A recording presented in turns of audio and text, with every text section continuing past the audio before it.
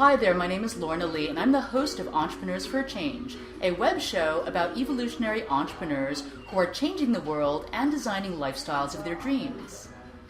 We are exploring the topic of what it takes to build a kick-ass website.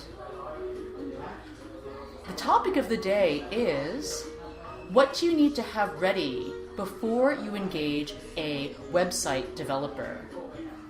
Now, in order to really optimize the use of your website developer's time and also not create a situation where your website development project is really dragging out for a long time, it's really best for you to have several things ready before you actually go out and hire a website developer. The first thing you really need to have ready is your website architecture. Now, your website architecture is basically how you want the information to be organized in your website. What this typically looks like is an Excel spreadsheet with a list of all your pages and your desired page URLs.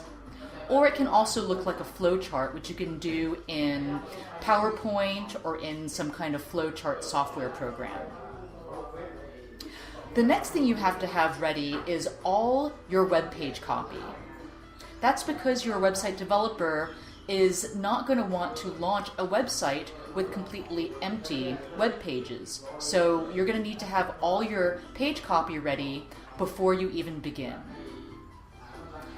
Another thing you have to have ready in advance is all the images that you want to have used in your website. So everything from your logo image to any types of product images or blog post images, images of your team, for example, or your location. Let's say if you're a hotel or bed and breakfast, you want to have images of your rooms and of your hotel.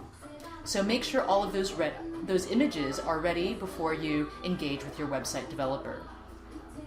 You also want to give your website developer access to your backend administrator control panel, as well as your FTP access to your website. So in some cases, they'll ask for FTP access, or they'll ask for access to your web hosting control panel, cPanel, something where they can just get in if they need to upload files directly. They will want to be able to do that. So I typically provide FTP access rather than giving them the keys to my kingdom where they can access my web host account and all my domains and all my files. So I think that's a little bit of an overkill. So giving them FTP access just to your public HTML files on the specific domain that you are having them work on is